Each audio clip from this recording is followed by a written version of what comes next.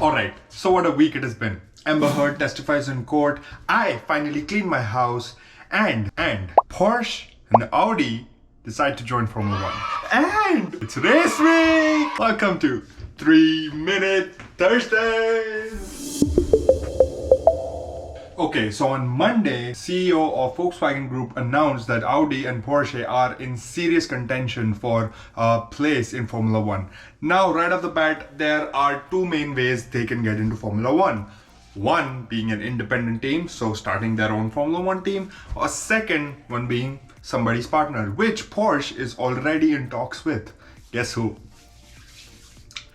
Yep, Red Bull have already been in talks with Porsche, and they would be the major contender for a new engine supplier because Honda already has decided to remove their factory support, so Red Bull is currently basically on their own. So Red Bull currently does all their engine upgrades and all their R&D from something they called Red Bull Powertrain Limited. I don't know how long that's gonna go, but it's gonna go. Which means that since Red Bull already have development going on with Honda, which means they already will have experience by the time Porsche arrives, which will be in 2025. That up till 2025, Red Bull have the chance to develop and gain experience in doing engine development, and when Porsche arrives, they can basically combine their group and be a powerhouse. So that's a win-win.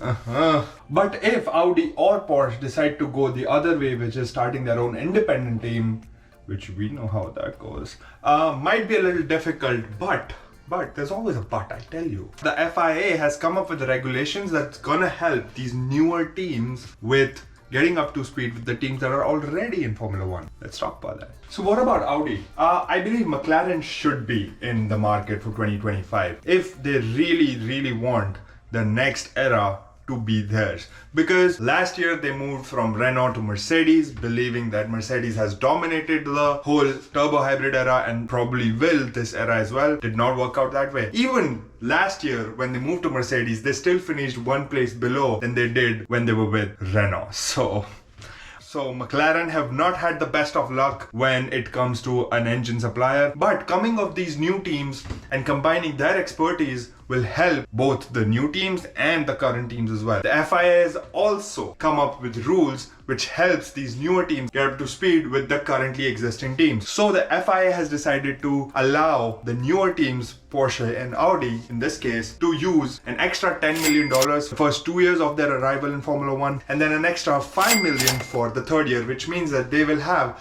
a higher budget than the other teams. Which means that if Red Bull and McLaren in this case combine with Porsche and Audi respectively, they will have more money to work with, more development to do, and both can be powerhouses. But one interesting thing to note here is that both these teams will be joining in 2026, so Mercedes will have a lot of time to develop their engine, and knowing them, they will bounce back sooner than later. So for McLaren it might be a gamble, but for Red Bull the skies look pretty clear and the sun is shining bright. Furthermore, the rules for 2026 see the removal of MGUH from the current internal combustion engine. What is MGUH? In layman terms, it basically takes the exhaust thrown out of the engine and uses it to produce more electricity and charge up the battery, which gives the car extra horsepower to work with. But how does this relate to Porsche and Audi? Well, it does, because both Porsche and Audi are not new to motorsport. Both have won major championships. Audi, in this case, has won Formula E, which is basically completely on electric vehicles. So if the MGUH is removed in 2026, it means that it makes more room for a battery pack. There's more electric technology being used. Audi already has developed a lot in that department. So for them, it should be a smooth transition. So joining of these teams is definitely exciting. I know it's a long way out, 2026, but it just speaks volumes about where Formula 1 is headed. The future looks bright, just like this light shining on my specs. Anyways, thank you guys so much for watching. I'll see you guys next week.